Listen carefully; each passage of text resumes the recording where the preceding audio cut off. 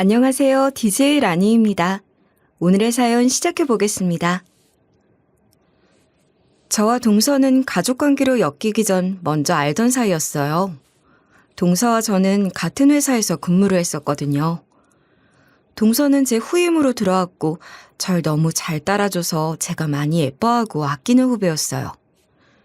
저흰 작은 제약회사에서 일했는데 이 업계 자체도 남성 비율이 많은 편이지만 특히나 또 큰 회사가 아니다 보니 여자 직원이 적은 편이었거든요.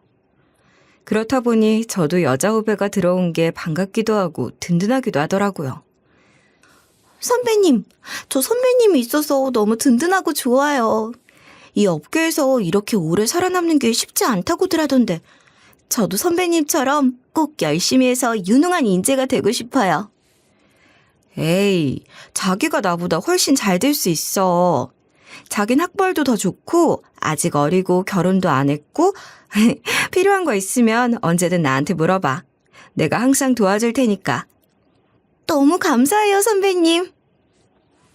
동서 역시 선배님 하며 절 잘 따랐고 그렇게 저희 사적으로도 친한 사이가 됐어요. 그러다 마침 시동생이 나더러 형수님 주변에 괜찮은 분 있으면 소개 좀 해달라고 조르던 때에 마침 동서 얼굴이 딱 떠올랐던 거예요. 사실 회사 사람하고 친해지기가 쉬운 일이 아니잖아요. 거기다 심지어 가족에게까지 소개하는 건 더더욱 쉬운 일이 아니죠. 그런데 그만큼 동서랑 저랑은 잘 맞기도 하고 또 워낙 제가 동서를 좋게 봤어서 가능했던 일이었던 것 같아요. 형수님, 저 이 사람이랑 결혼하고 싶어요. 형수님께서 소개해 주신 덕분에 좋은 사람 만난 것 같아서 너무 감사해요. 그래서 먼저 말씀드리고 싶었어요. 와, 너무 잘됐다. 축하드려요, 서방님. 축하해, 미연 씨. 아니, 이제 동서라고 해야 하려나? 잘 부탁드려요, 형님. 그렇게 제 소개로 만난 동서와 시동생의 관계는 급속도로 진전이 됐고 둘은 결혼까지 하게 됐죠.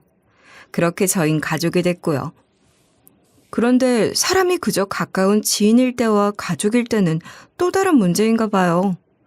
동서지간이 되고 나서부터는 동서에게선 제가 전혀 몰랐던 모습들이 보이기 시작하더라고요. 회사에서는 절 잘 따르는 예쁜 후배로만 보였고 나이도 저보다 몇 살 어리고 하니 친동생처럼 생각하고 아꼈는데 집에서는 은근히 저를 무시하고 신경을 긁는 느낌이 자꾸 드는 거예요. 그래서 이번에 저희가 다 같이 한번 여행 한번 가면 어떨까 해서요. 패키지가 너무 좋은 게 나와서요. 형수님은 어떠세요? 에이, 여보. 형님네 집안 별로 안 좋잖아. 왜 이렇게 눈치 없이 굴어? 여유 있는 사람들이나 그런 거 가는 거지. 아, 형님, 죄송해요. 이 사람이 이렇게 눈치가 없어요.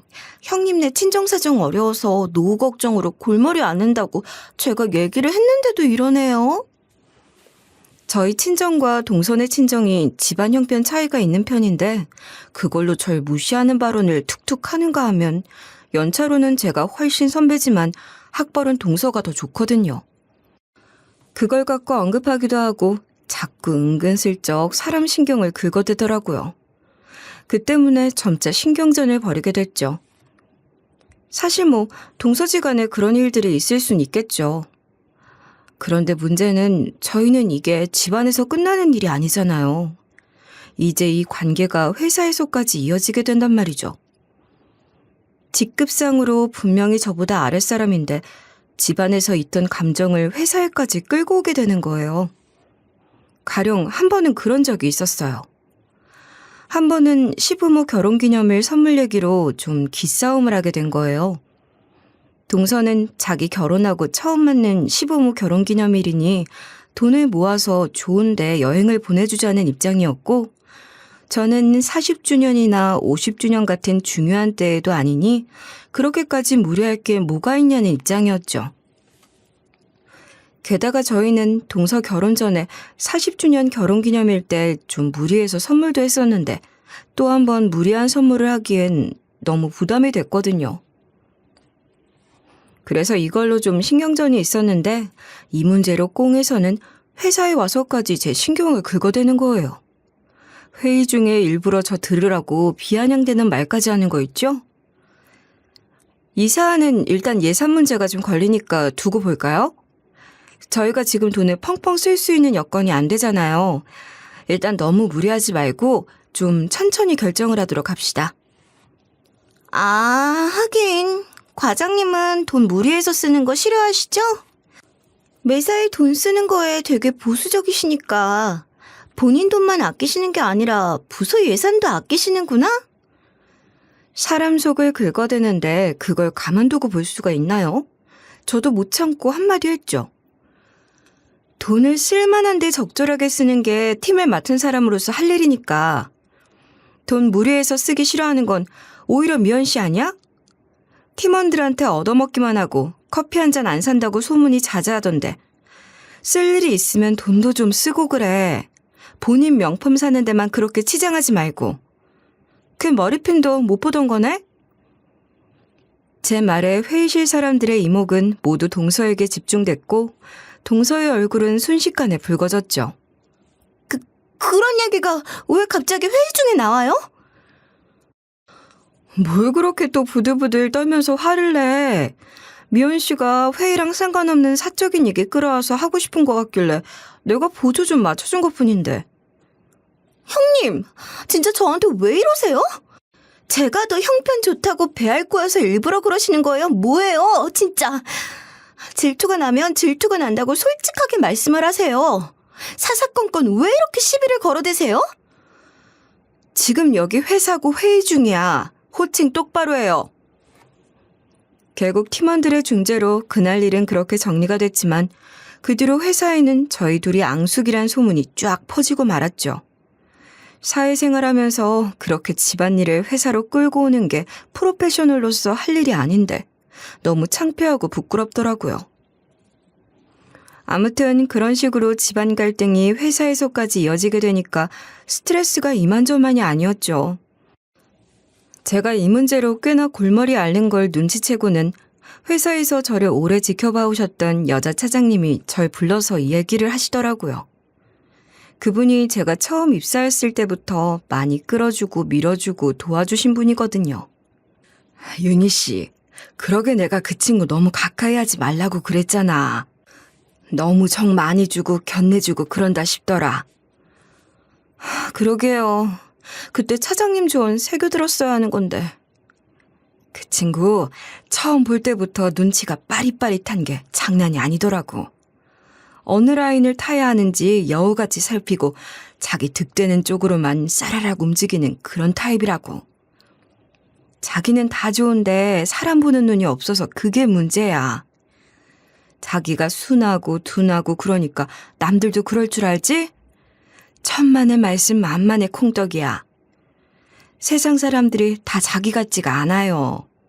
일이 이미 이렇게 돼버렸으니 너무 깊이 엮인 건 어쩔 수 없는데 앞으로라도 조심하라고 얘기해 주는 거야. 자기네 동서 보통 사람 아니야.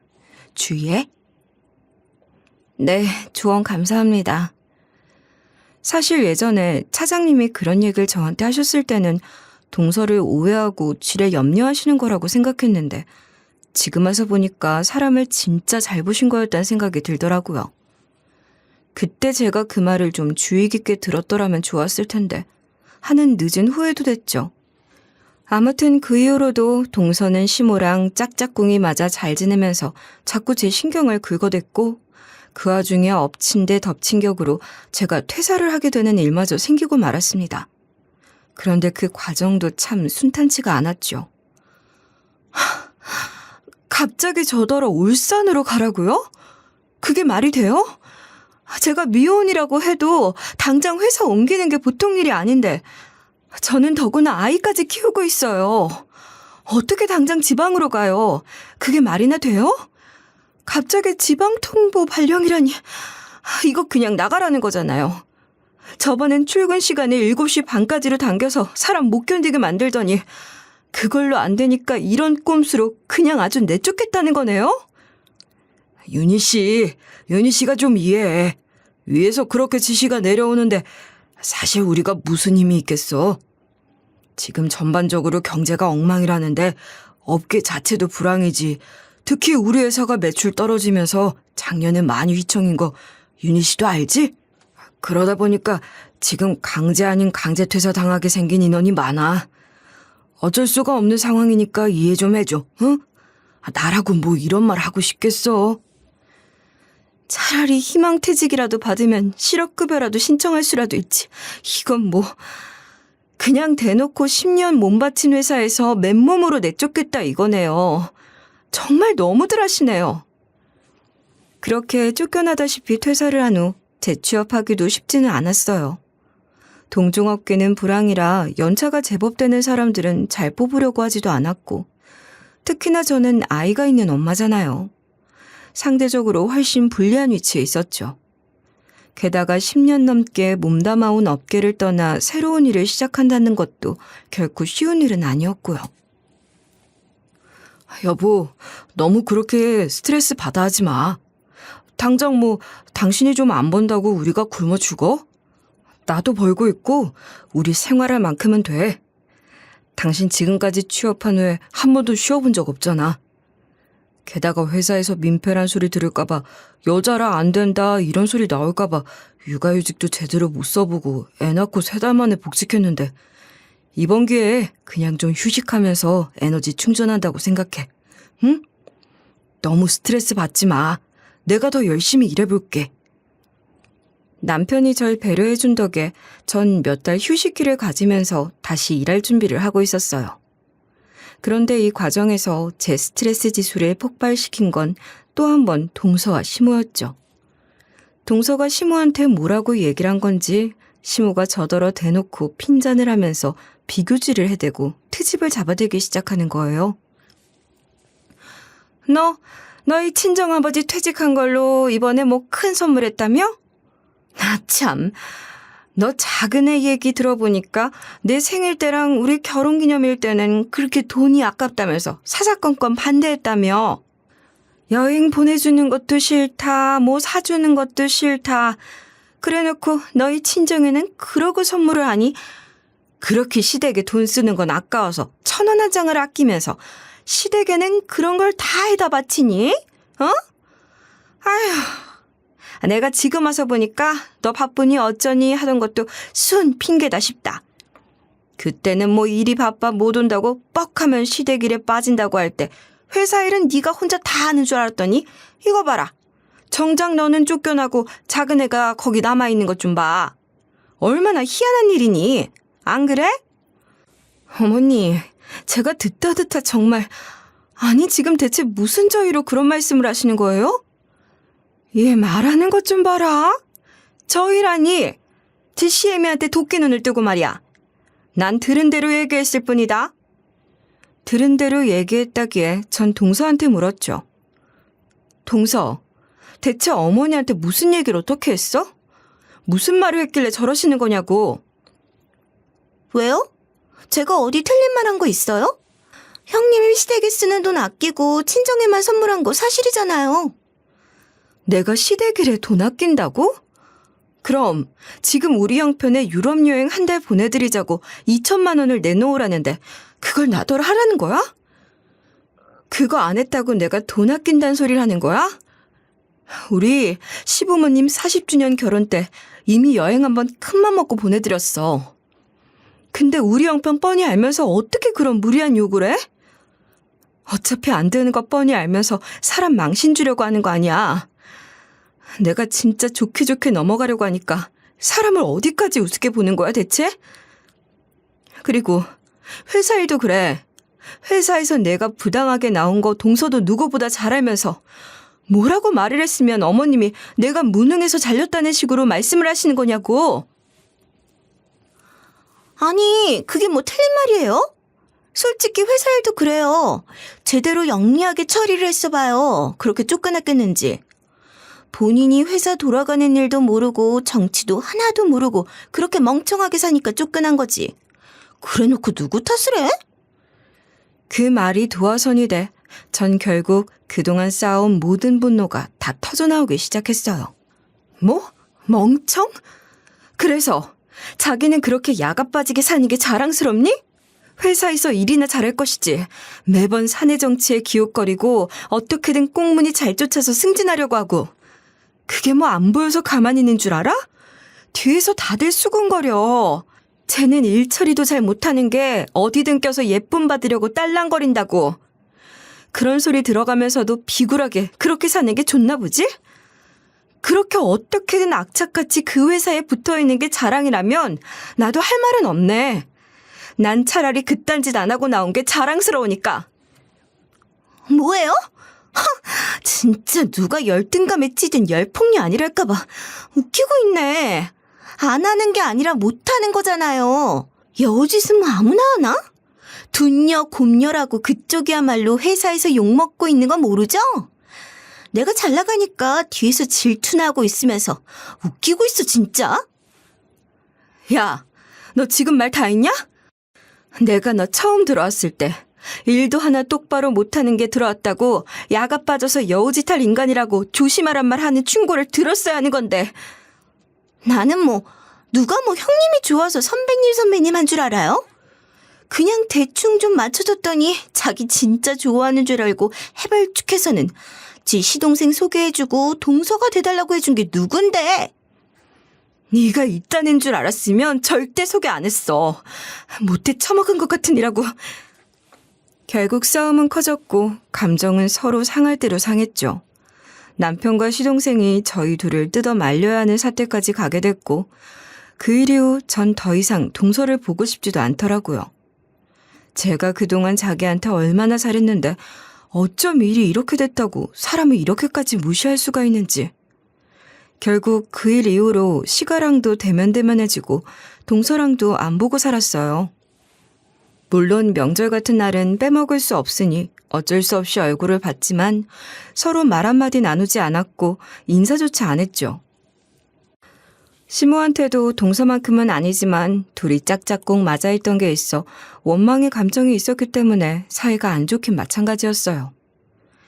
예전에는 하던 안부 인사 같은 것도 좀처럼 하질 않고 지냈죠. 그렇게 시가 사람들과 뜸하게 지내는 동안 저는 전혀 다른 쪽에 취직을 했고 이전 회사에 다닐 때보다 시간적으로도 심적으로도 훨씬 여유로운 삶을 살게 됐어요. 게다가 속 긁는 사람들 안 보고 사니까 스트레스 받을 일도 없고 여러모로 좋았죠. 그런데 또 가족 문제라는 게 그렇게 무 자르듯 연을 뚝 끊고 살 수 있는 게 아니더라고요.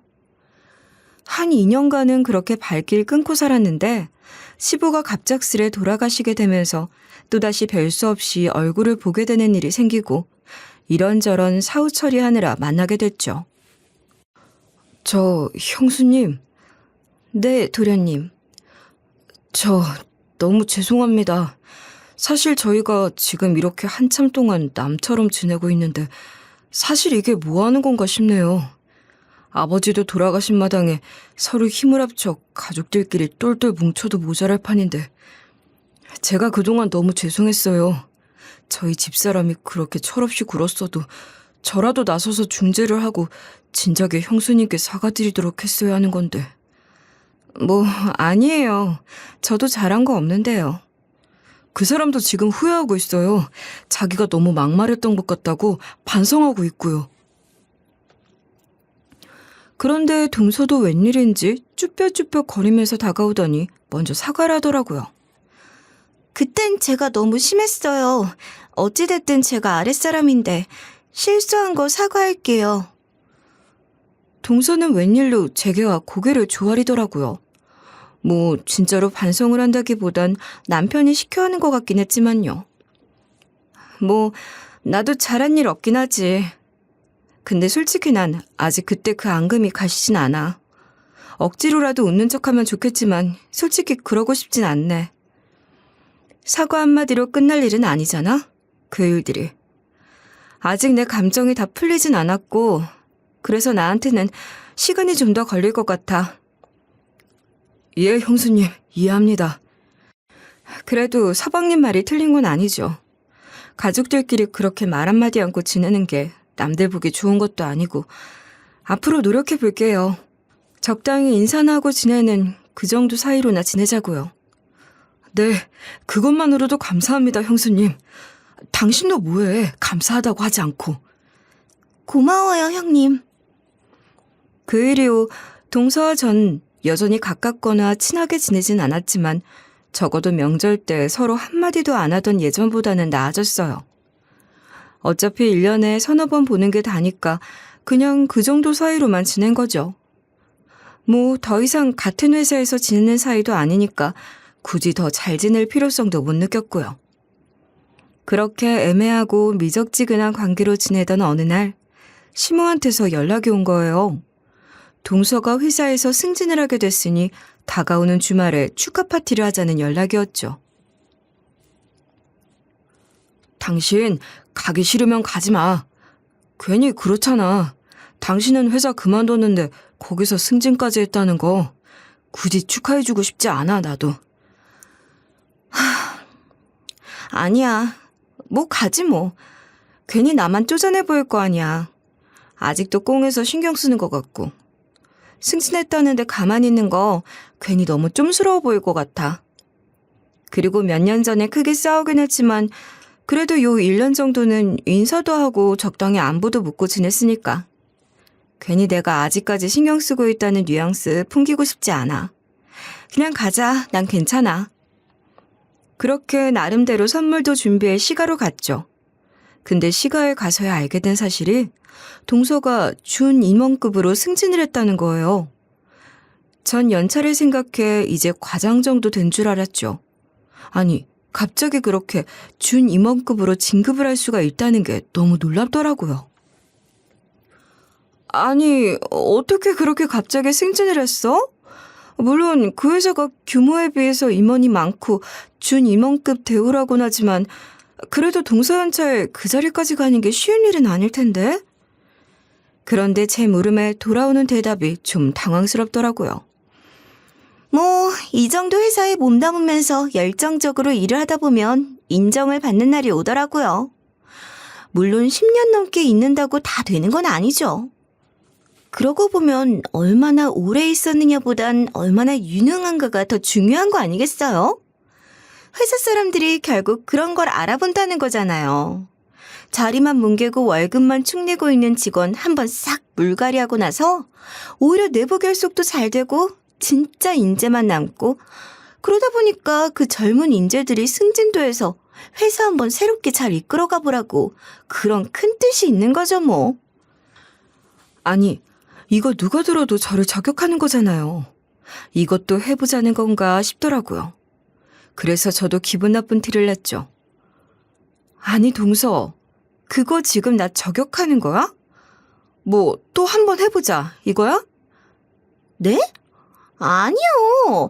아니, 제가 뭐 언제 형님이 그렇다고 했어요? 그냥 말이 그렇다는 거죠. 비겁하게 말 뱅뱅 돌리면서 아닌 척 수동 공격하고 있잖아, 지금. 누가 들어도 나 들으라고 하는 얘기 아니야? 뭐, 네. 솔직히 그래요. 아니, 형님은 능력 안 돼서 쫓겨나다시피 나갔는데 저는 그 회사에서 버티고 살아남아서 이 자리까지 올라왔어요. 솔직히 좀 자랑하면 안 되나요? 전 제가 자랑스러운데? 그리고 형님은 뭐 형님이 되게 일 잘하고 유능하고 잘난 인재인데 억울하게 쫓겨났다고 생각하는지 모르겠지만 제가 보기엔 전혀 아니거든요. 쫓겨난 게 뭐 자랑이라고 사람을 아직도 그때 그 애송이 취급하면서 깔보는 거 솔직히 제 눈엔 좀 우습거든요. 그때나 형님이 과장이었지 지금 같은 회사 있어봐요. 형님은 저보다 한참 아래거든요. 기가 막혀서. 아니, 아직도 이딴 생각을 하고 있으면서 그때 미안하다 사과는 왜 했어? 어차피 진심도 아니네. 네, 당연히 진심 아니죠. 그게 무슨 사과할 일이라고.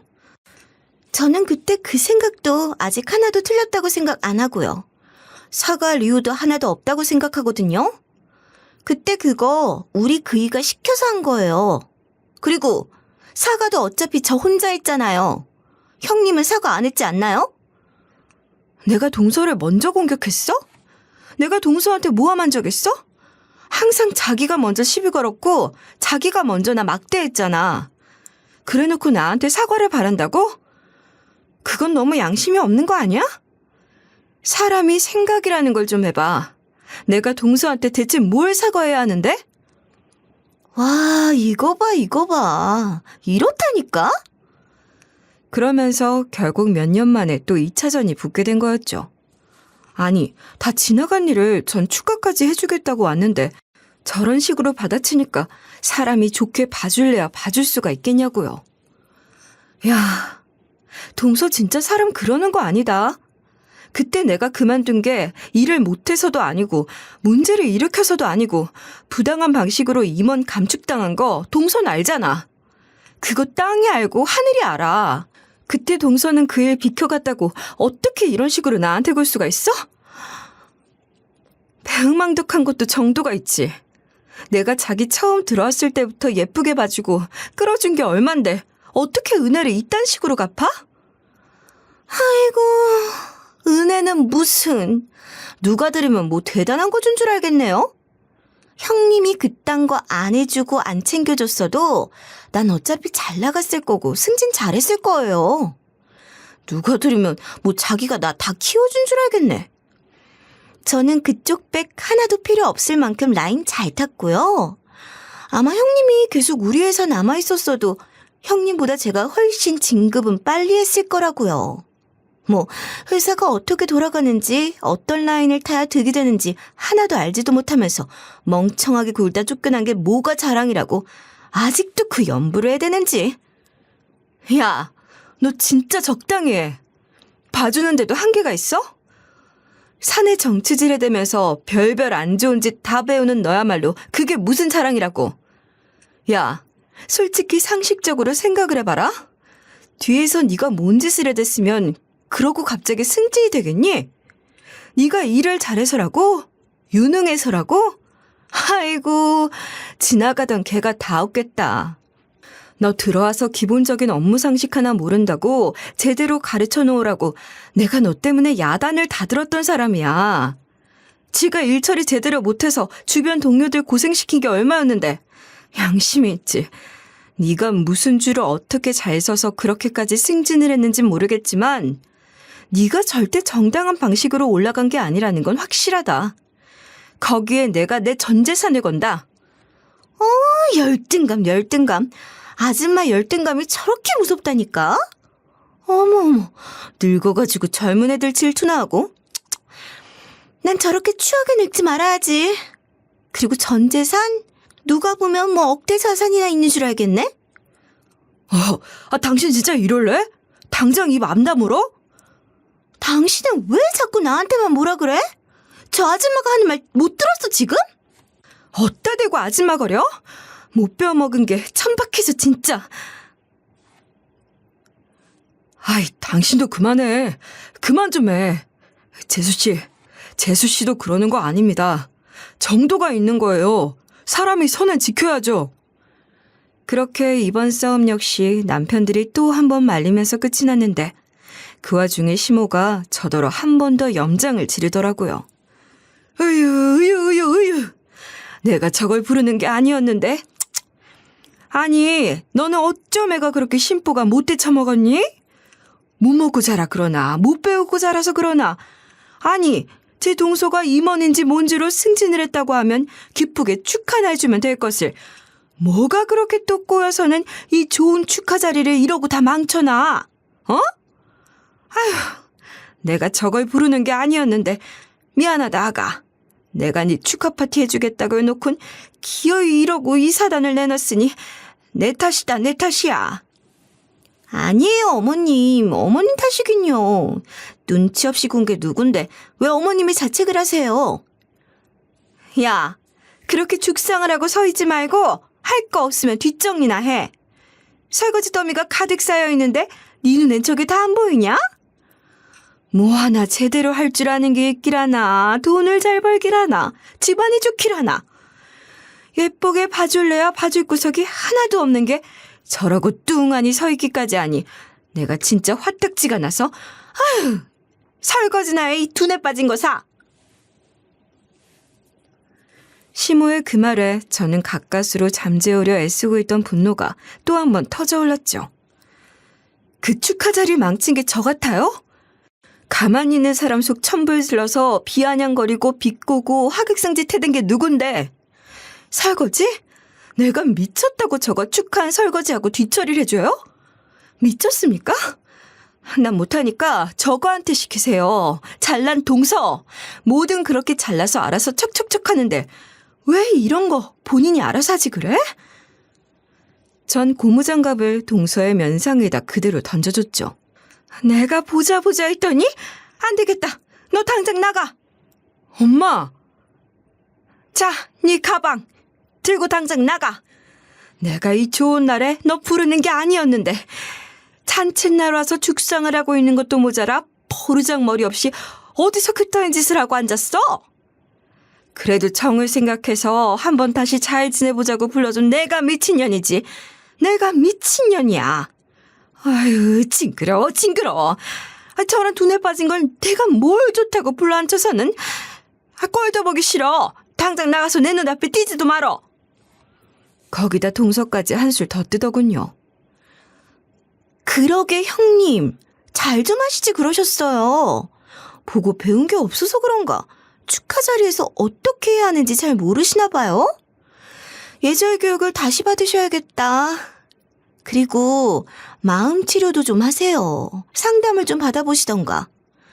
제가 봤을 때 형님 그 열등감이 너무 깊어요. 사람 말만 하면 고깝게 듣고 이상하게 꼬아드는 그 피해의식 좀 고치세요. 시모는 제 가방을 현관으로 내던졌고 저는 졸지에 가고 싶지도 않은 자리에 큰맘 내 축하까지 해주러 갔다가 쫓겨나기까지 한 신세가 됐죠. 급히 남편이 따라 나와 절 달래려고 애썼지만 솔직히 하나도 도움이 되지 않더군요. 사실 그 뒤로 며칠 내내 진정이 하나도 되지 않았어요. 나 앞으로 당신 집에 절대 안 가. 명절에도 안 가.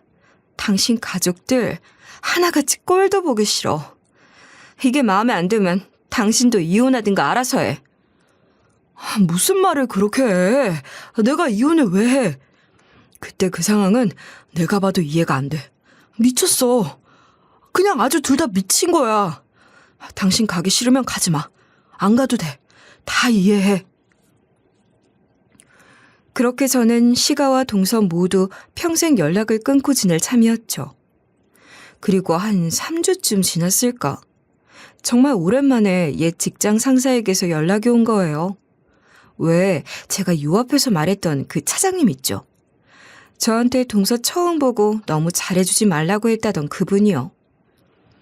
사실 그분도 저랑 비슷한 시기 저보다 조금 먼저 퇴사를 했었는데 그 이후로는 서로 바빠서 언제 한번 보자 연락만 하다 한참 못 보고 지냈었거든요. 그런데 이번에 한번 얼굴 꼭 좀 보자고 연락이 온 거였죠.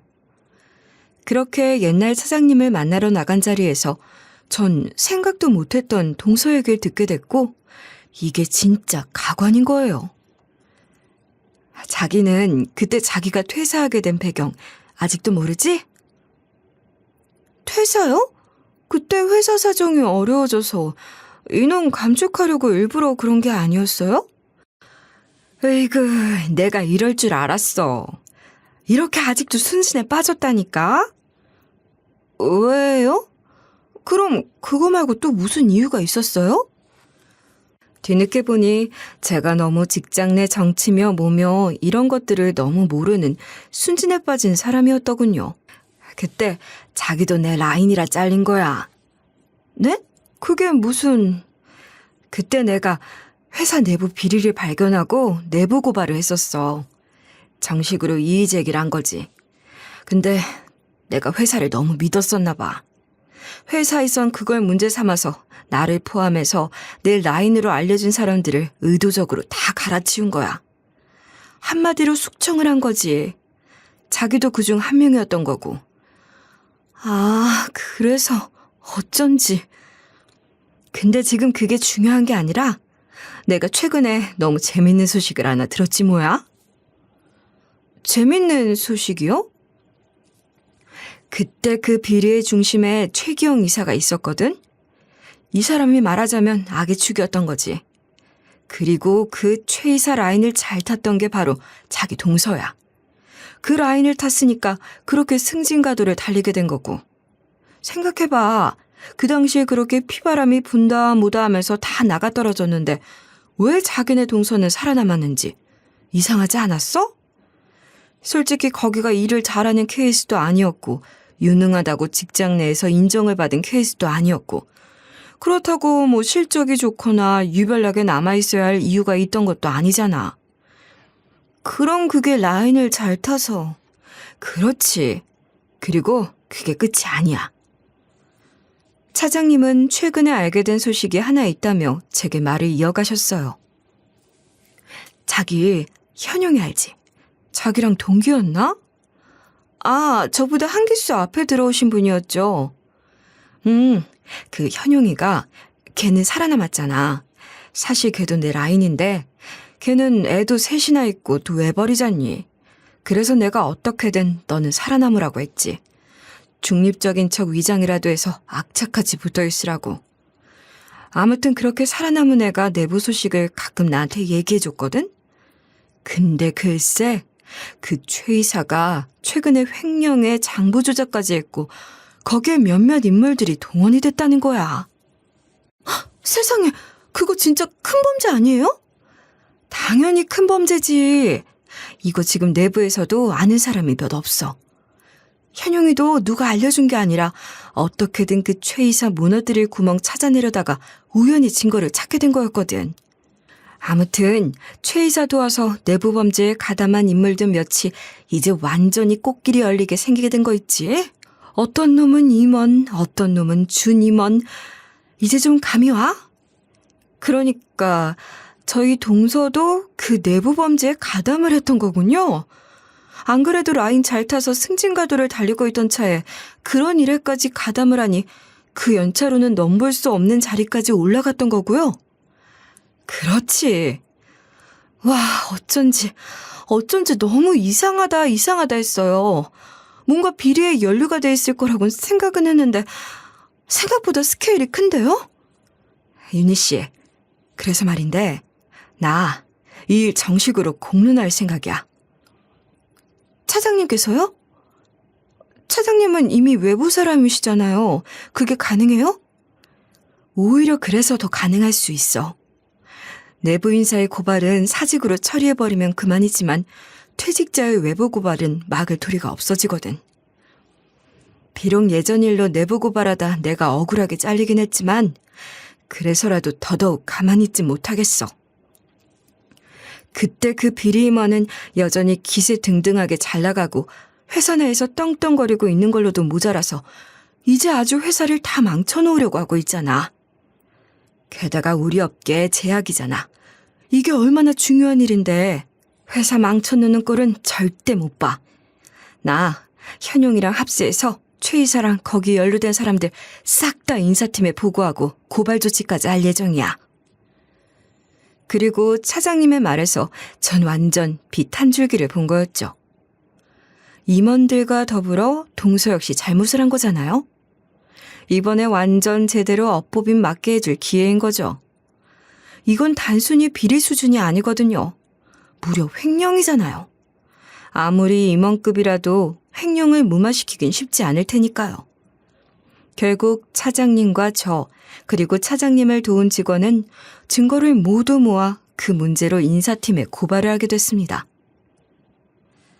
회사라는 데가 참 이래, 그치? 불법 리베이트니 뭐니 해도 내부 비리는 밖으로 새어나갈까 쉬쉬하고 결국 내부 고발자 자르는 걸로 조치를 해버리더니 횡령 문제가 되고 회사 재산에 손해가 나는 상황이 되니까 그건 관대하게 처리를 못하겠는 거지. 그러게요. 이게 만약 회사에 손해가 나는 횡령이 아니라 다른 문제였다면 그냥 또 묻히고 말았을 수도 있겠네요. 씁쓸하네요, 정말. 그러게 말이야. 뭐 어떻게 보면 자본주의 사회에서 당연한 건가. 세상을 살 만큼 살았다고 생각하고 더러운 꼴, 씁쓸한 거 다 보면서 살아왔는데도 이럴 때는 또 한 번 이런 기분이 들어.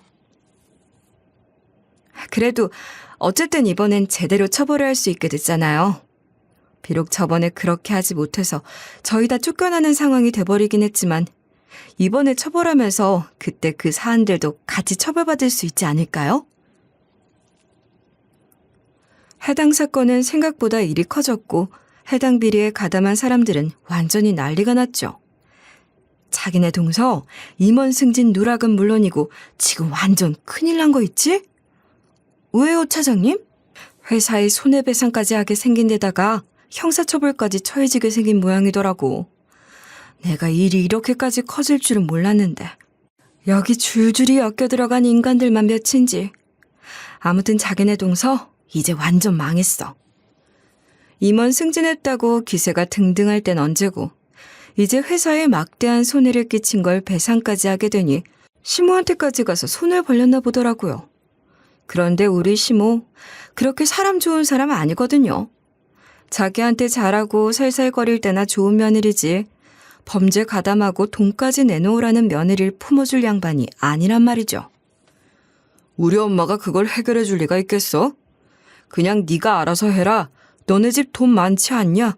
그렇게 된 거지. 그래, 그렇게 돈 많다고 매번 잘난 척을 해대더니 자기 집에 말하면 되지 왜 안 그랬대? 친정에서는 자기네 딸이 세상 최고인 줄 알고 있을 거 아니야. 그런 비리 저질러서 난리 났단 얘기는 곧 죽어도 하기 싫었겠지. 근데 뭐 어쩌겠어. 결국 손 벌릴 데도 없고 해결하려면 얘기를 해야지 뭐. 결국 자기 친정에서 해준 것 같더라고. 참, 그리고 내 동생이 곧 이혼할 생각이라고 하더라. 진짜? 서방님이 그래? 사실 얘가 전부터 이혼 고민을 좀 하긴 했었거든. 당신한텐 다 말 안 했지만 당신한테 그런 식으로 구는 거 보고도 좀 정이 떨어졌었던 모양이야. 그때 재수씨더러 당신한테 사과하라고 시켰댔지? 그때도 자기 와이프한테 엄청 뭐라고 했던 모양이더라고. 그렇게라도 안 하면 갈라서겠다고까지 말을 한 모양이야. 그래서 어떻게 잘 마무리 냈고 했는데 저번에 또 한 번 당신한테 그렇게 하는 거 보고 실망했지. 근데 이제 이런 범죄까지 저지른 정황이 드러났으니 태석이 걔가 워낙 좀 FM이고 바른생활 사나이과잖아. 근데 어떻게 횡령에 범죄까지 저지른 사람이랑 같이 살겠냐고. 자기는 못 산다고 하더라고.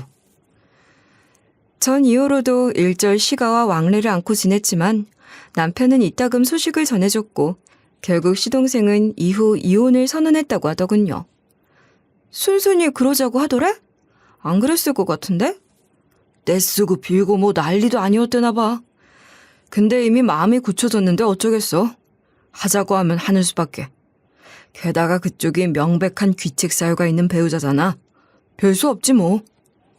그리고 그 이후의 동서, 아니 이전 동서가 어떻게 됐는지 어떻게 살고 있는지는 저도 잘 모르겠어요. 그 이후 소식은 저도 전혀 들은 게 없거든요. 윤희야, 내가 미안하다. 다음 명절에는 얼굴 봤으면 한다. 아가, 우리 한번 얼굴 보자. 다음 설에는 올 거지? 우리 현욱이가 반장이 됐다고 들었다. 축하한다. 시모에게선 가끔 여전히 연락이 와요. 문자도 종종 오더군요. 하지만 전 여전히 시모 얼굴도 다시 볼 마음이 안 생기더라고요.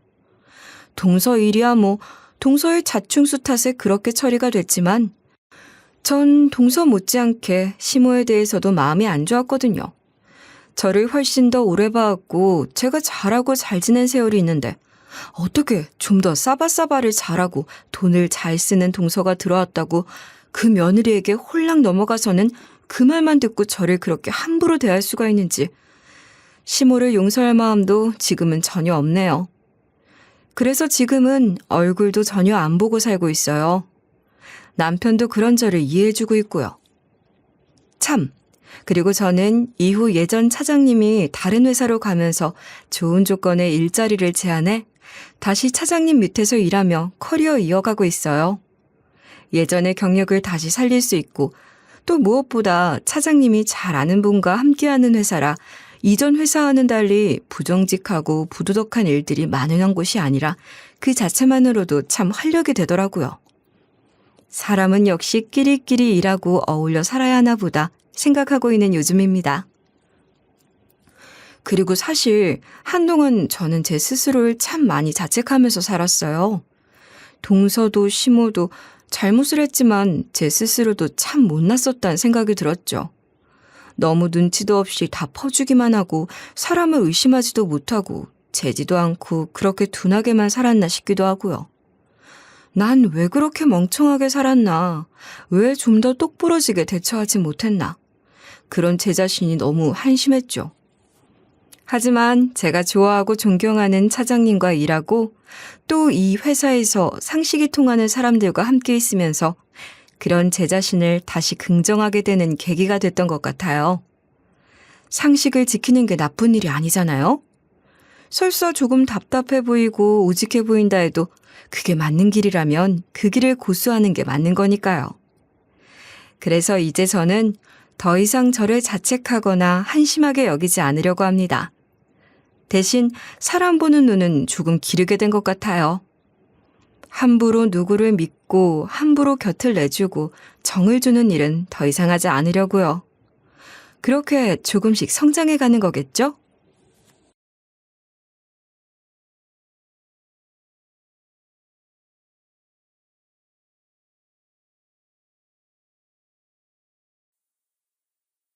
안녕하세요.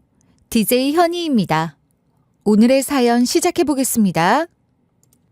저희 남편하고 결혼하고서 신혼 초까지만 해도 저는 시가랑 사이가 상당히 좋은 편에 가까웠어요.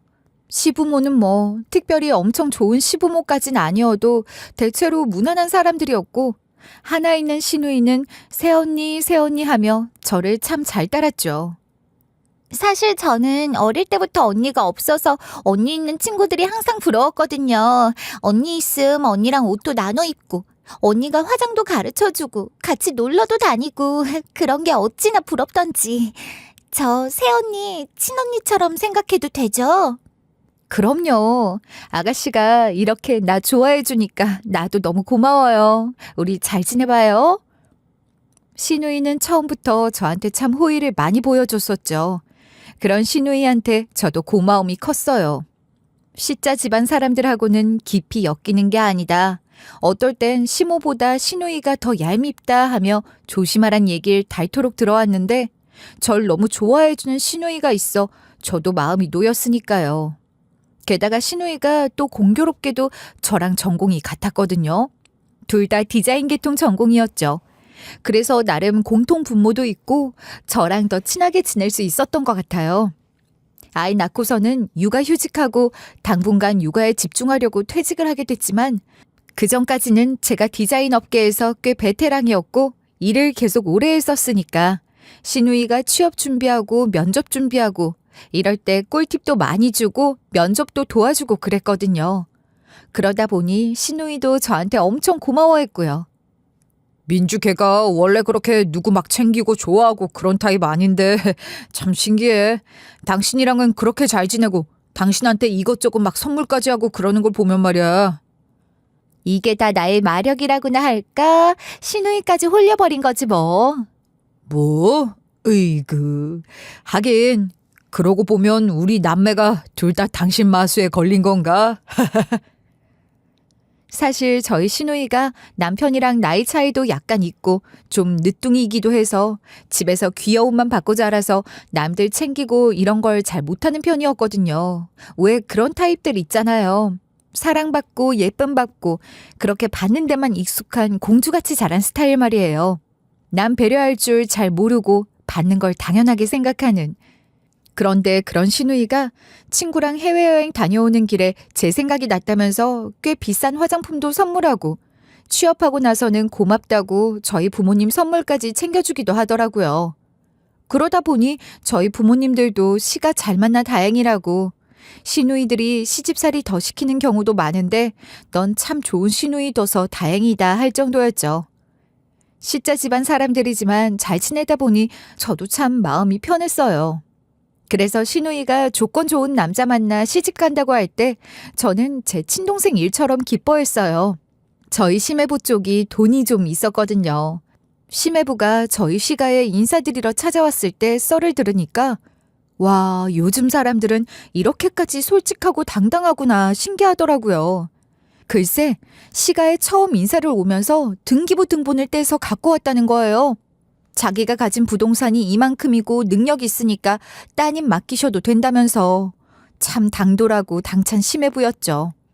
가진 재산도 있고 능력도 있고 자신감도 넘치는 심해부라 저희 시부모도 한눈에 마음에 들었던 모양이었어요. 귀하게 키운 막내딸인데 얼마나 시집 보내기가 아까웠겠어요. 그래도 괜찮은 남자 데려왔으니 안심이 됐겠죠. 저도 그랬고요. 능력 있는 남자 만나 시집간이 됐다 싶고 언니 된 마음처럼 기뻤죠. 그런데 그게 저에게는 불행의 시작이 될 줄은 저는 미처 몰랐네요. 잘난 남편 만나 결혼하고부터 신우이는 조금씩 태도가 변하기 시작했어요. 처음엔 뭐 가볍게 이것저것 부탁을 하니까 저도 별 문제 없이 들어줬죠. 그런데 어느 순간부턴가 기분이 영 쎄하더라고요. 가만 두고 보면 볼수록 저를 무슨 시녀 대하듯 굴기 시작하는 거예요. 새언니, 이거 좀 다 들어줄래요? 내가 요새 공부하잖아. 그러려면 일단 테스트도 이것저것 해봐야 하는데 팔이 하나라. 쇼핑하면서 나한테 짐을 다 맡기기 일쑤였고 오늘 고생 많았어요. 불기 전에 얼른 먹어요. 저한테는 백화점 지하 식당에서 떡볶이 하나 사주면서 고생했어요 하는데 내가 뭐 자기 하인인가 싶어서 기분이 확 상하더라고요. 게다가 애 낳고 나서는 애도 수시로 봐달라고 하고 이래저래 저를 막 부려먹으려는 티를 내니까 불쾌감이 컸죠. 전 슬슬 열이 받아 벼르고 있었어요. 그런데 하루는 신우이가 갑자기 애를 안고서는 저한테 봐달라고 맡기려 온 거예요. 갑작스레 들이닥쳐 애를 봐달라고 말할 정도로 내가 만만하게 보이나 보다 싶어 그날은 저도 솔직하게 얘기를 했죠. 그래도 신우이랑 사이가 좋았던 걸 생각해서 나쁘게 말하진 않았고 최대한 예의 갖춰 말했어요. 아가씨, 나도 일이란 게 있는 사람이에요. 미리 양해를 구하고 물어보고 봐달라고 해도 시원찮을 판에 이건 아니죠. 나도 조카 예뻐하고 하준이 예뻐하는 사람이에요. 서로서로 돕고 살고 필요할 때 가족끼리 아이도 맡기고 그런 게 좋은 걸 왜 모르겠어요. 바쁘고 급하고 정사정이 안 되면 당연히 봐줄 수 있죠. 지금까지도 쭉 그래왔고요. 근데 나도 애를 키우는 애엄마고 나도 일이란 게 있는 사람이잖아요. 별거 아닌 일로 계속 애를 맡기겠다고 당연한 듯 구는 것도 나 솔직히 좀 황당했어요. 근데 이제 어떻게 연락도 없이 다짜고짜 애를 들쳐업고 우리 집에 들이닥칠 수가 있어요? 이건 나를 너무 무시하는 행동이죠. 나는 뭐 아무 일도 없이 가만히 있다가 아가씨가 해달라고 하면 해주는 사람이에요? 나한테 무슨 일이 있는지 스케줄이 어떻게 되는지 최소한 그런 거라도 물어보고 와야 하는 거 아니에요? 어떻게 사람을 이렇게 무시해요, 아가씨는? 그리고 오늘만이 아니에요. 솔직히 아가씨 언제부턴가 너무 사람 부리듯 나 대하는 거 진작부터 한번 말하려고 벼르고 있었는데요. 그래요. 도울 수야 있죠. 서로서로 돕고 살 수야 있는데 이건 좀 도를 넘었다고 생각하지 않아요? 저번에도 그래요. 백화점 가서 하루 종일 쇼핑하는 거 도와주고 내가 차까지 두세 번 왔다 갔다 거리면서 짐까지 날라주고 그랬으면 최소한 고맙다 성의 표시라도 해야 하는 거 아니에요? 근데 어떻게 사람이 아, 성의 표시. 그래서 뭐 내가 돈이라도 줬어야 한다 이거예요? 누가 지금 돈 얘기를 하는 거예요? 그때 제대로 된 고맙단 인사도 안 하고 대충 떡볶이 하나 사 먹이면서 사람을 무슨 어린 하녀 취급하는데 내가 그게 하도 어이가 없... 그러니까 지금 그 말이 그 말이잖아요. 나 참. 그러니까 앞으로 무슨 일을 시키든 돈을 들이면 되는 거예요? 공짜로 부려먹으니 불편하다 이 얘기 아니에요. 좋아요. 그럼 앞으로 뭐 부탁할 때마다 시급으로 쳐드릴게요. 뭐 애 맡기는 건 한 3만 원 주면 돼요? 쇼핑할 때 같이 가는 건 뭐 얼마를 바라는 건데요? 퍼스널 쇼퍼니 뭐니 그런 사람들 마냥 단가 세게 쳐줘야 되나요? 신우이의 태도에 저는 그야말로 벙찌고 말았어요. 돈 좀 있는 남자랑 결혼해 자기 급이 올라갔다고 생각하는 건지 전부터 아랫사람 취급하면서 부려먹더니 이제 대놓고 이러는구나 싶더라고요. 그리고 그 순간 느꼈죠. 지금까진 그래도 정으로 도와주고 봐왔는데 앞으론 가까이 말아야겠다. 웬만해선 엮이지도 않는 편이 낫겠다 싶었던 거죠. 이게 자기네 돈 좀 있다고 사람을 아주 깔보네 싶더라고요. 왜 돈 좀 있는 사람들 중 다른 사람 깔보면서 정작 본인은 뭘 잘못한지도 모르는 애들 있잖아요. 저희 시누이가 딱 그런 과인 거예요. 아니, 아무리 돈이 많아졌다지만 어떻게 이렇게 달라질 수 있나 싶더라고요. 됐어요, 아가씨. 참 이렇게 한순간에 변하네요, 사람이. 난 됐으니까 웬만하면 그냥 아가씨 혼자 해결하세요. 아가씨 돈 받으면서 일할 생각도 없고 저도 충분히 바쁘거든요. 참나. 그래요, 그럼. 뭐 돈을 쳐주겠다고 해도 불만이네. 그렇게 둘 다 감정이 좀 틀어져 한동안은 연락을 않고 지냈어요. 전과는 확연히 달라진 시누이의 태도에 예전처럼 가까이 지낼 생각은 전혀 들지 않았어요. 그러다 어쩌다 한 번씩 연락을 해도 제가 연락한 적은 없었고 거의 시누이 쪽에서 연락을 해왔죠. 시누이가 연락을 해와서 주로 하는 얘기는 대부분 자랑이었어요. 자기가 어디 행사장을 다녀왔다는 둥, 어디 행사에 초대를 받았다는 둥, 어느 브랜드에서 선물을 보내줬다는 둥, 친구들한테 하면 재수없다고 손절당할 자랑을 저한테 전화해서 늘어놓기 일쑤였거든요. 사실 시누이가 결혼하고 나서는 다니던 회사도 그만두고 어느 순간부터 SNS에서 명품 자랑하고 아기 용품 팔고 이런 걸 하기 시작했었거든요. 저도 팔로우가 되어 있는 계정이라 초반부터 봐왔는데 남편이 사준 명품 가방, 명품 유모차 이런 걸 자랑하면서 부러워하는 젊은 엄마들이 팔로우를 많이 하기 시작하는 것 같더라고요. 그러면서 팔로워 수도 늘고 공구 같은 것도 하고 이러는 거였죠. 그러다 어느 날 시누이와 하필이면 백화점에서 딱 마주쳐버렸는데 그냥 인사만 하고 빨리 가고 싶었던 저를 오랜만에 차 한잔 하자고 붙잡더라고요. 그런데 차를 마시면서 하는 말은 결국 또 자기 자랑이었어요. 셀럽이랑 인플루언서들만 초대받는다는 무슨 행사장에 다녀왔다면서 저한테 자랑을 해대더라고요. 자기 자랑 정도야 뭐 썩 기쁘진 않아도 대충 기분 맞춰가며 들어줄 수는 있죠. 근데 이게 은근히 사람을 무시하는 말을 하기 시작하는 거예요. 와, 진짜 노는 물이 달라지니까 확실히 사람이 경험 자체가 달라지는 거 있죠? 재왕 씨 만나기 전에 제가 어디 뭐 그런 거 꿈이나 꿔봤겠어요? 이 사람 친구들은 밥 한 끼를 먹어도 그냥 그렇고 그런 데를 안 가더라고요. 요즘 사람들 뭐 오마카세니 레스토랑 디너니 그런 거 큰맘 먹고 한 달에 한 번 겨우 가잖아요? 이런 사람들은 그냥 그게 일상이야, 일상. 아, 참. 그리고 저번엔 제가 어디를 갔다 왔냐면요. 사진 보여줄게요. 여기 봐봐요. 진짜 죽이죠, 언니. 언니, 이런 데 가본 적 있어요? 아, 하긴. 오빠 머리랑 언니네 사정 뻔한데 내가 괜한 말을 했네. 미안해요. 요따위 말을 하면서 슬슬 사람 속을 긁어대기 시작하는 거였죠. 사실 그동안도 그런 일들이 잦긴 했어요. 자기 자랑하면서 사람 은근히 무시하는 말하고 그러다 제가 기분 상한 티가 나면 말 싹 바꾸는 거죠. 새언니, 이번에 나온 공구템인데 한번 써보세요. 제가 새언니네로 물건 보내줄게요. 그러면서 뭐 하나 쥐어주면서 사람 달래려고 하고 근데 저도 더는 못 참겠다 싶었고 이번엔 갈수록 더 빈정이 상하더라고요.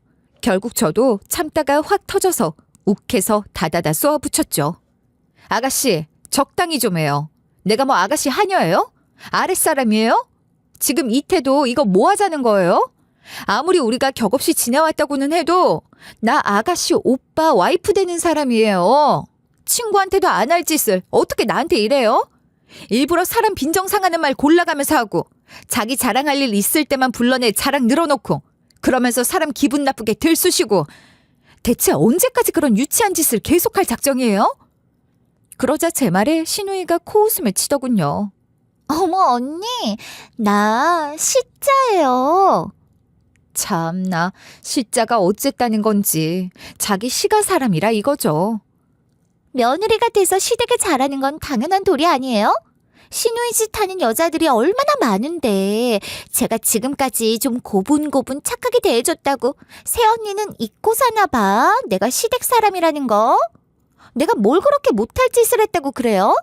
내가 뭐 우리 김장하는 데 와서 혼자 김장하라고 부려먹기를 했나? 아님 제사상 혼자 다 차리라고 하고 한유 취급하기를 했나? 그냥 난 같이 쇼핑 다니고 필요할 때 애 좀 봐달라고 하고 근데 그것도 그렇게 불만이니 내가 무슨 말을 해? 그리고 내가 언제 유치한 짓을 하면서 빈정을 상하게 했다고 그래요? 그거 다 자격지심이에요, 언니. 난 그냥 내가 있었던 일을 좀 말했을 뿐이고. 혹시나 내 말 때문에 새언니네는 그런 거 누리지도 못하는데 기분 나빴을까봐 신경 써줬을 뿐인데 그걸 그런 식으로 받아들이면 안 되지. 배에 꼬여서는 자기 마음대로 사람 마음을 곡해 하고 말이야. 왜 그런 식으로 받아들여요? 참. 친구들 말이 맞네. 내가 이러면 안 됐다고들 그러더라. 처음부터 눈물 쏙 빠지게 시집살이를 한번 당해봐야 좀만 잘해줘도 고마운 줄 아는 거라고들 그러더라고. 근데 난 뭐야? 처음에 너무 풀어줬더니 오히려 더 기어오르는 거 봐. 시댁 무서운 줄 모르고 말이에요, 새언니. 시댁 무서운 줄 좀 아세요. 언니 한다고 자기가 진짜 언니라도 되는 줄 아나 봐. 신우이의 빈정거리는 말을 듣고 제가 어떻게 가만히 참겠어요. 와, 정말 해도 너무하네. 어떻게 태도가 이렇게 싹 변하니 너? 취업 못해 빈둥빈둥 될 때 내가 도와주고 면접 팁 다 주고 뭐 어떻게 해야 되는지 일일이 다 알려줬지. 그때는 고맙다고 내가 은인이라고 평생 잘하겠다고 해대더니 그때 그건 뭐 다른 사람이니? 너 돈 좀 있는 놈 하나 물었다고 이렇게 태도가 싹 변할 수가 있니? 이렇게 재수없게 구는 건 대체 어디서 배워먹은 예야? 시자, 시댁에 잘해. 시댁 무서운 줄 몰라? 넌 나이도 어린 게 어디서 그런 못돼 먹은 것만 배워먹고 와서는 되도 않는 군기를 잡고 있어 이게. 나이도 한참 어린 게 오냐오냐 예뻐해줬더니 기어오르는 게 누군데? 야, 너 친구 없지? 자랑할 친구 하나 없으니까 나한테 와서 이러는 거 아니야. 하긴 그럴 만도 하다. 너 같은 거랑 누가 친구를 하겠니? 뭐 하나 잘난 거 없는 게 남자 하나 물어서 태도 싹 변해서 아나무인으로 이따위로 구는데 나 같아도 손절하겠다. 너야말로 나한테 고마운 줄이나 알아. 그나마도 가족이라고 받아주는 걸 감사하게 여기라고. 뭐라고요? 지금 나한테 어디다 대고 반말짓거리 하고 있어? 나 참 어이가 없어서 지금 정신 나갔어요? 내가 신우이인 거 까먹은 거 아니죠? 너 신우이라는 거 네가 10초에 한 번씩 일깨워줘서 까먹을 수가 없네. 그리고 그래, 반말 좀 했다. 그게 뭐? 너는 이따위로 나한테 기어오르는데 내가 나보다 한참 어린 너한테 이깟 반말 좀 했기로서니 그게 뭐? 어쩔 건데? 제 말에 신우이는 시부한테 전화를 걸더군요. 아주 당당하기 짝이 없는 태도였죠. 아빠, 지금 당장 이리로 좀 와봐. 새언니가 지금 나한테 뭔 말을 했는 줄 알아? 나 지금 황당하고 답답해서 미치고 팔짝 뛸 지경이라니까. 그래, 빨리 이리 좀 와봐, 아빠. 얼른. 결국 시부가 신우이 말을 듣고 찾아왔는데 저희 남편도 같이 왔더라고요. 시부가 신우이랑 통화할 때 남편도 같이 있었나 봐요. 통화하는 내용을 듣는데 제 얘기가 나오니까 남편도 이게 뭔 일인가 싶어서 같이 온 거였죠. 신우이는 당연히 시부가 자기 편을 들어줄 줄 알고 있었지만 시부는 그렇게 분별력 없는 사람은 또 아니었거든요. 네가 먼저 잘못을 했네 이놈아. 어디서 새언니한테 그따위 말을 해? 자초지종을 들은 시부와 남편은 신우이의 예상과 다르게 오히려 신우이 태도를 지적하면서 크게 꾸짖었죠. 아니 아빠, 새언니가 나한테 반말을 했다니까. 너너거리면서 나더러 무슨 부모 흉내내면서 잔소리를 하는데 나 참 어이가 없어서. 부모 없을 땐 새언니랑 오빠가 네 윗사람 맞지 뭘 그래. 너 버르장머리 어깨 구는 것도 어릴 때야 귀엽게 봐주는 거지. 너도 이제 곧 있으면 30이다. 언제까지 그러고 버르장머리 없이 굴 거야? 네 새언니나 되니까 너를 받아주고 있었던 거지. 안 그랬으면 진작에 국물도 없어 이놈아. 이민주, 너 내가 언제 한번 말해야지 하고 벼르고 있었는데 작작 좀 해. 너 이제 더 이상 어린 나이 아니다. 공주 흉내 내가며 뗐으면 대충 뭉개고 받아주던 나이가 아니라고. 그리고 내 와이프한테 이래라 저래라 해대면서 부려먹을 생각하지 마. 그렇잖아도 한번 말해야지 하고 있었는데 잘 됐네. 정신 좀 차려라. 너도 이제 나이도 있는데 언제까지 그러고 살래? 아니, 어떻게 오빠나 아빠나 다 새언니 편을 들 수가 있어? 내가 반말에 무슨 취급을 당했는데 어떻게 둘 다 새언니 편을 들 수가 있냐고. 신우이는 억울하다는 듯이 징징댔지만 시부와 남편은 신우이를 무시하고 오히려 저를 달래주더라고요. 쟤를 너무 오냐오냐 철없이 키운 우리 잘못이다 아가. 그러게 잘못은 따끔하게 야단을 치고 사리 분별을 하게 키웠어야 하는 건데 늦게 낳은 귀한 딸이라고 버릇을 잘못 들여도 한참 잘못 들인 거지. 너 얼른 세연이한테 사과 못해? 시부와 남편은 신우이더러 빨리 저한테 사과하라고 닥달을 했고 결국 신우는 울며 겨자 먹기식으로 억지로 사과를 했죠. 미안해요, 언니. 더 똑바로 안 해, 임마. 미안해요, 새언니. 잘못했어요. 다시는 안 그럴게요. 저는 엎드려 받는 식의 사과를 받는 게 내키지는 않았지만 더 싸우고 싶지 않아 받아주는 척 했고요. 아무튼 그날 일은 뭐 그렇게 대충 수습을 하고 넘어갔어요. 별 수 없이 대충 어색한 화해는 했지만 둘 다 감정은 상할 대로 상해 있었고 서로 아닌 척하지만 꽁해 있었죠. 그러다 시간이 흘러 시가에 일이 있어 갔던 때였습니다. 당시 저는 사업 아이템을 구상 후 추진할 준비를 하고 있던 와중이었는데 무슨 대화를 나누다 관련된 얘기가 나와 말을 꺼내게 됐어요. 제가 준비 중인 사업은 미니어처 키트 사업이었어요. 간단하게 설명하자면 왜 인테리어나 장식용 혹은 취미로 자그마한 집 모형 만들고 꾸미는 거 아마 유튜브 같은 데서 한두 번씩 보신 적이 있을 거예요.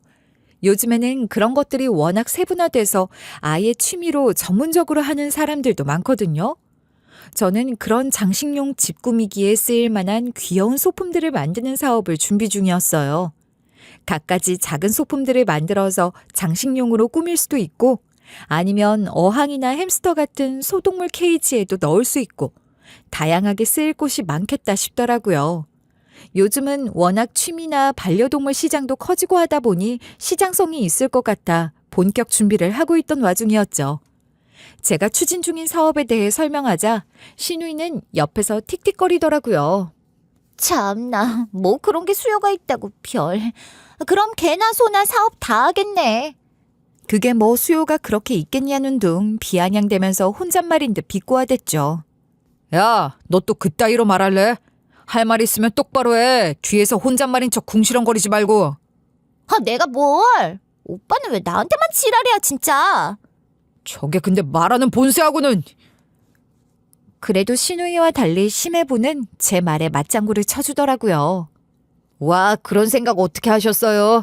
그렇잖아도 저도 예전에 이런 거 생각해 본 적이 있긴 했거든요. 제 친구들 중에서도 그런 거 좋아하는 친구들이 꽤 있어요. 프라모델이나 미니어처 같은 거 모으는 애들. 그런 사람들이 요새 은근 많더라고요. 취미 시장이 워낙 커지고 세분화되기도 하니까 이거 진짜 괜찮은 사업 같은데요?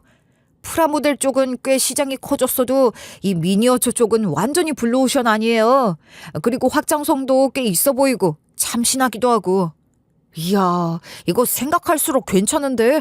지금 하고 있는 사업 때문에 바쁜 것만 아니면 저도 한번 뛰어들어 보고 싶을 정도로 상당히 아이템이 괜찮은데요? 아니, 어떻게 사업 한번 안 해보신 분이 그렇게 성관이 좋으세요? 아이템 자체도 괜찮지만 지금 구상하고 있는 계획들도 되게 괜찮네요. 단계별로 계획도 잘 짜여져 있고 투자금만 잘 붙으면 진짜 크게 될 수 있겠는데요? 심해부가 거의 극찬 수준으로 제 사업 아이템에 대해 말해주니까 어깨도 으쓱 올라가고 기분이 좋더라고요. 사실 구상을 하면서도 스스로도 약간 긴가민가한 면이 없지는 않았는데 아무래도 사업을 꽤 오래 해오고 베테랑인 사람이 이렇게까지 얘기를 해주니까 이게 진짜 시장성이 있나 보다. 진짜 제대로 밀어붙여 봐야겠다 싶은 확신도 들었죠. 그렇게 시가에서 돌아와 집에 와서 남편이랑 얘기를 하는데 문득 남편이 저더러 초기 자금 투자를 심해부한테 좀 받아보면 어떻겠냐고 하는 거예요.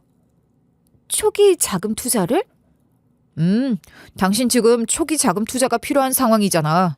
근데 김서방이 하는 말 들어보니까 관심이 분명 있어 보였잖아. 당신도 느꼈지? 그거야 그렇긴 했지만 그래도 돈을 선뜻 부탁하기는 좀 그것도 가족 사이에 말이야. 뭐 어때? 김서방 우리 같은 수준의 사람이 아니잖아. 그 정도 돈을 쥐어짜야 나오는 사람이 아니란 말이야. 그 정도 금액 정도는 얘기만 잘하면 쉽게 마련해 줄 수도 있을 것 같은데. 그러지 말고 나랑 같이 만나서 한번 얘기해 보는 게 어때?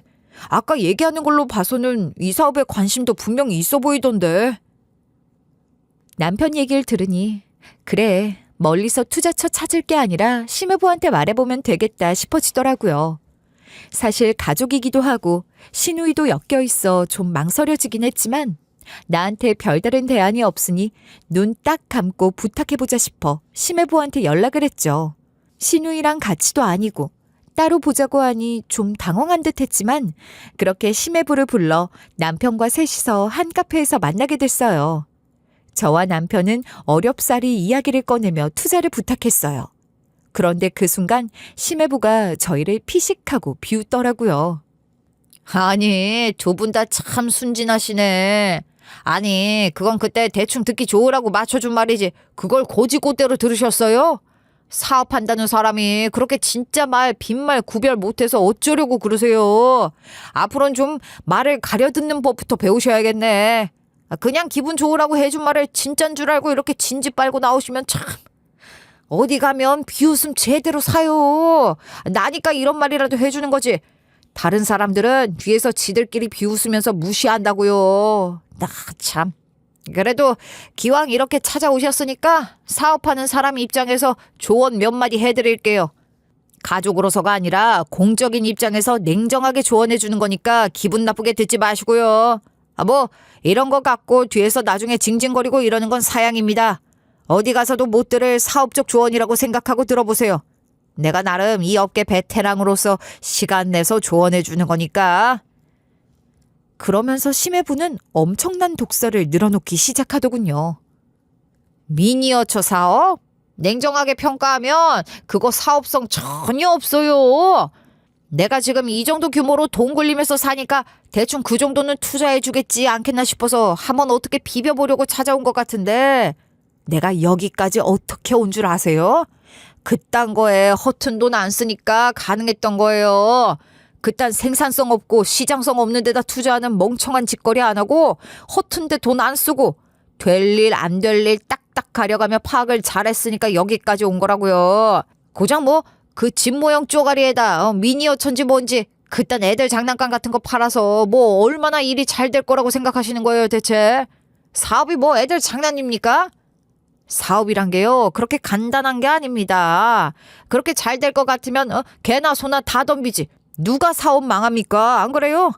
사업이란 게 좀 큰 판을 볼 필요가 있는 일입니다. 크게 머리 굴릴 줄 아는 사람들이 하는 거고 그게 안 되는 인간들은 그냥 월급쟁이로 사는 게 맞는 거지. 근데 이건 말이야 뭐 요즘 것들은 뭐 개나 소나 다 사업하겠다고 뛰어들고 있으니 그러다 망하면 또 세상 탓을 한다고요. 지들이 멍청하게 말도 안 되는 아이템 내서 그런 건 생각도 안 하고 뭐 두 분이 멍청하다 그런 뜻은 아니고요. 그만큼 사업이란 게 쉬운 일이 아니다. 그 얘기를 하는 겁니다. 너무 섣부르게 덤볐다가 돈 잃고 다 잃고 땅을 치면서 후회하는 놈들을 한두 번 본 게 아니니까. 그러니까 제 얘기 듣고 그냥 일찌감치 접으세요. 그거 가망 없습니다. 그때 맞춰준 건 대충 두 분 민망하실까 봐 맞춰준 거고 이게 팩트입니다. 아시겠어요? 기가 막혀 저희 둘 다 말이 나오지 않았어요. 수치심에 얼굴만이 붉어졌죠. 시누이한테 제가 무시받을 때도 한 번은 용서하고 넘어갔지만 이제 심해부까지 대놓고 그것도 우리 둘 모두를 아예 제대로 무시하는 거잖아요. 이 상황에서 두 번은 못 참겠더라고요. 저도 열이 받았고 남편도 화가 나서 아무리 그래도 우리가 손윗 사람들인데 어떻게 그따위로 말을 할 수 있냐고 폭발을 했죠. 아무리 그래도 어떻게 사람을 이런 식으로 공개적으로 망신을 주나? 자네가 어떻게 우리한테 이딴 식으로 말을... 그러게 제가 초장부터 말씀을 드렸지 않습니까? 기분 나쁘게 받아들이지 마시라고. 근데 이거 참 이렇게 또 감정적으로 대응을 하시니. 자네가 한 게 그게 진짜 사업적 조언이라고 생각해? 양심에 손을 얹고 그렇게 말할 수 있어? 자네, 우리 집안을 얼마나 무시하고 아래로 보면 나한테 이따위로 굴 수가 있나? 어떻게 나랑 우리 와이프한테 이따위 말을 하냔 말이야. 결국 그 자리에서 남들이 다 쳐다보는 상황에도 불구하고 남편과 심해부는 크게 말싸움을 벌였어요. 그런데 뭘 잘했다고 그러는지 심해부가 시누이랑 시모한테까지 이 얘기를 다 일러바쳤나 봐요. 시누이 내외는 시모까지 데리고는 우리 집까지 찾아와서 난리를 치는 거예요. 니들이 손윗 사람들이 돼서는 왜 그렇게 철딱서니가 없어? 김서방이 사업하는 사람이라 잘 알고 조언 몇 마디 한 모양인데 그걸 가지고 그렇게 파르르 떠냐? 그게 자격지심 아니고 뭐야? 가능성 없어 보인다고 전문가가 조언을 해주면 새겨 듣고 고칠 생각은 못할 망정 그렇게 싸움까지 걸고 넘어지고 있어? 그러면서 시모는 우리를 향해서 막 뭐라고 하는 거예요. 참 심해부도 영악하더라고요. 시부보다는 시모가 자기 편 들어줄 걸 알고서는 그리로 쪼르르 달려가 고자질한 거예요. 시모도 원래 그 정도는 아니었는데 지난 몇 년 사이 돈 잘 버는 사위가 들어와 용돈 두둑히 주고 하니까 어느 순간부터 시누이랑 심해부를 편애하기 시작했었거든요. 그동안 그것 때문에 남편이 서운해하고 화낸 때도 많았었는데 이렇게까지 나오니까 진짜 시모한테도 정이 떨어지더라고요. 그 뒤로 저와 남편은 기분이 제대로 상해 시누이 내외랑은 아예 연을 끊고 살았어요. 시모랑은 뭐 그래도 부모 자식 간이니 어쩔 수 없었지만 시누이 내외와는 명절날에도 일절 얼굴을 안 마주쳤어요. 저희는 어차피 추석이나 설날 오전만 보내고 바로 친정으로 갔고 시누이네는 그 다음 날에 나왔으니 마주칠 일도 없었고요.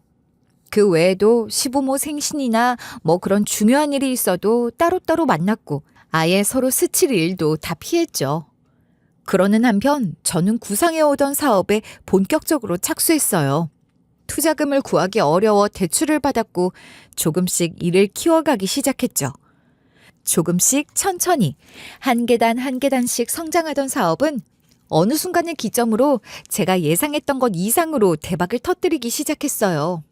미니어처 사업을 조그맣게 하는 사람들이 있긴 했지만 저는 애초에 규모를 갖춰놓고 사업을 좀 크게 시작하기도 했고 예전 회사 다닐 때 경험을 활용해서 고객을 늘리기도 했거든요.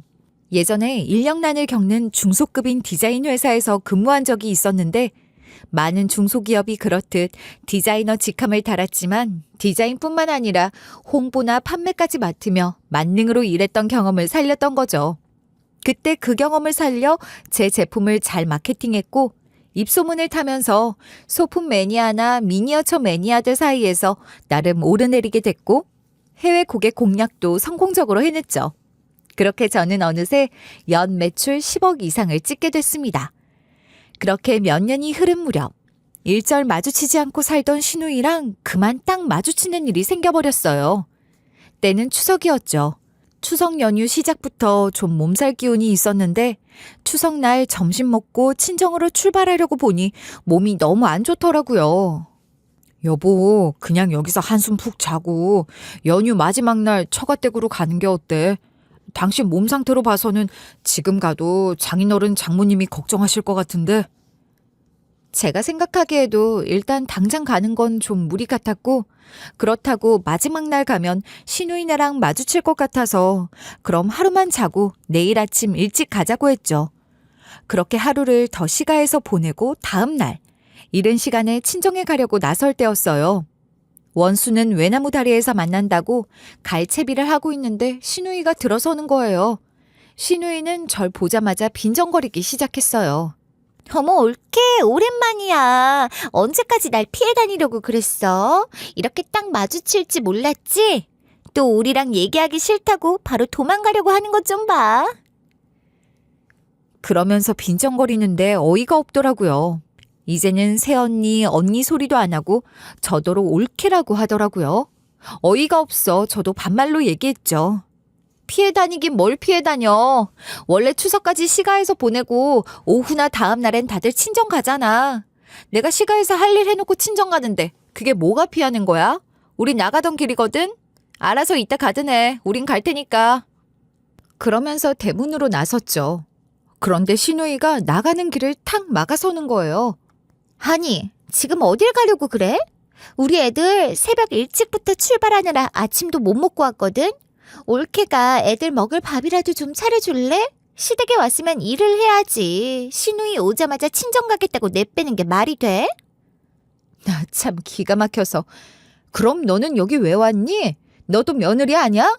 그쪽 시가에 가서 밥이나 차리고 있을 것이지. 여긴 왜 와서 남 앞길 막아서고 있는 건데.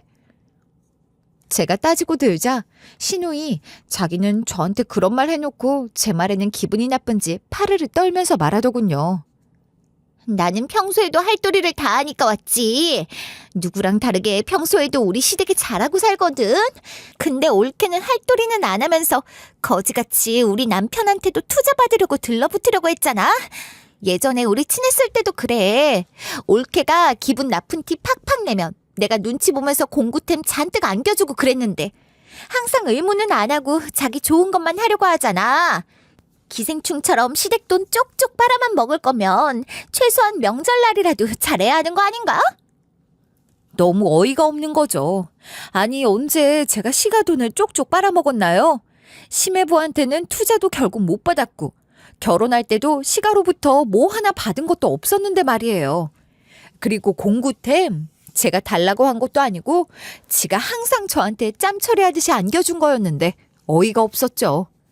올케, 내가 그동안 연락 안 하는 사이에도 계속 두고 봤는데 이런 시기만 나 정말 못 참지. 시댁 무서운 줄 모르고 기어오르는 것도 하루 이틀이지 말이야. 어디다 대고 나한테 따박따박. 오빠 지금 뭐 하는 짓이야? 기가 막힌 신우이의 말에 저 대신 응수한 건 남편이었어요. 뺨을 쫙 하고 후려친 남편은 신우이더러 꾸짖기 시작했어요. 너 임마, 너 세연이한테 그게 무슨 말버릇이야? 네 남편 회사 다 망해서 길바닥에 남게 생긴 걸 그래도 가족이라고 구제해 주려고 했더니 감히 이따위로 굴고 있어? 너 내가 더 이상 귀엽게 봐줄 나이 아니라고 말했지? 어디다 대고 이게 감히? 그게 무슨 말이야? 우리 남편 회사가 망하다니 지금 무슨 소리라는 거야? 무슨 소리긴 무슨 소리인진 네 남편한테 물어봐라.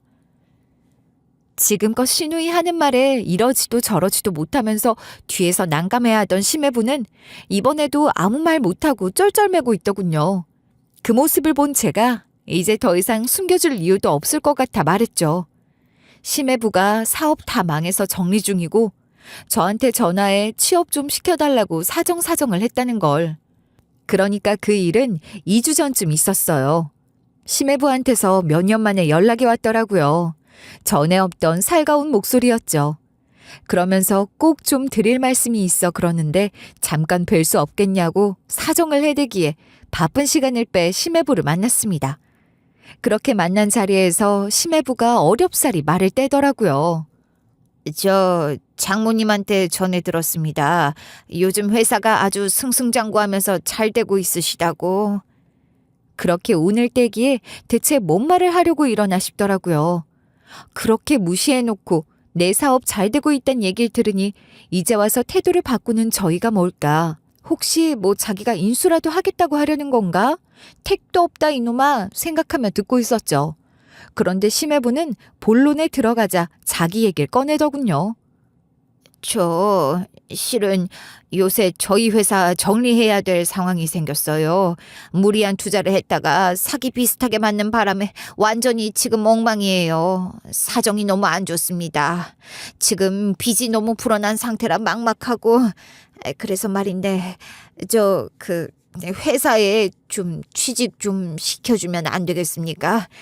제가 실은 이 사태에 대해서 저희 집사람한테 아직 말도 못했습니다. 어떻게든 막아보려고는 했는데. 그러면서 심해부는 제 앞에서 빌빌대기 시작했죠. 제가 이 얘기를 하자 신우이는 경악하더군요. 이게 무슨 소리야 대체? 회사를 정리한다니 대체 뭔 소리라는 거야? 그렇게까지 어렵다고는 안 했잖아. 당신 뭐라고 말 좀 해봐. 진짜 우리 망하게 생긴 거야? 그런 거야? 신우이는 심해부 옷을 부여잡고 흔들어대고 난리가 났고 심해부는 아무 말도 못하면서 미안하다. 아무래도 회사를 정리해야 할 것 같다 하며 고개를 숙이더라고요. 신우이는 심해부의 회사가 좀 어려워진 건 알았지만 몇 달만 지나면 괜찮아질 거다. 사업이란 게 원래 그렇다. 경기가 좋았다 나빴다 하는 거다 하며 낙관적으로 하는 말만 믿고 있었다고 하더군요. 곧 다시 괜찮아질 거란 말만 듣고 몇 달만 아끼면 괜찮아지겠지 했다는 거였죠. 하지만 신우이 생각과 달리 심해분의 회사는 이미 절체절명의 위기의 상황이었어요. 저희한텐 그 얘기를 다 했거든요. 사실 처음에 부탁을 받았을 때는 그렇게 무시를 해놓고선 이제 와서 무슨 취업 청탁을 하고 있냐며 딱 잘라 거절을 했어요.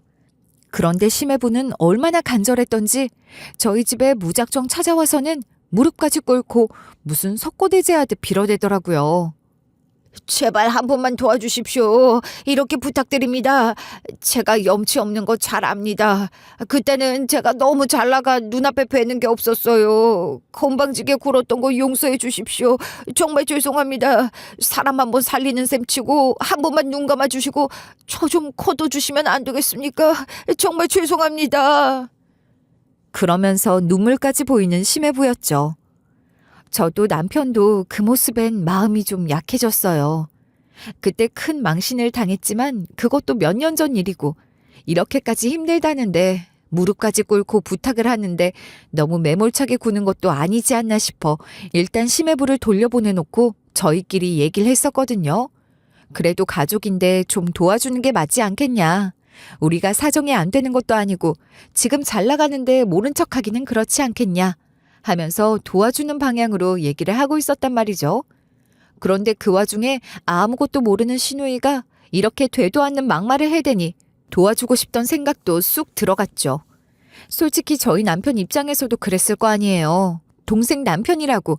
그래도 한번 도와줄 생각을 하고 있었는데 정작 동생이란 건 건방을 떨어대면서 기생충 운운하며 모욕을 해대니 어떻게 참겠어요. 그래서 보다 못해 시누이한테 뺨까지 날린 거였죠. 시누이는 완전히 망하게 생겼단 말에 얼이 빠져 있다가 다시 심해부한테 달려들어 머리채를 잡아대고 심지어는 애들도 보는 앞에서 발길질까지 해대더군요. 결국 시부모가 달려들어 딸을 말리고 난리가 났죠.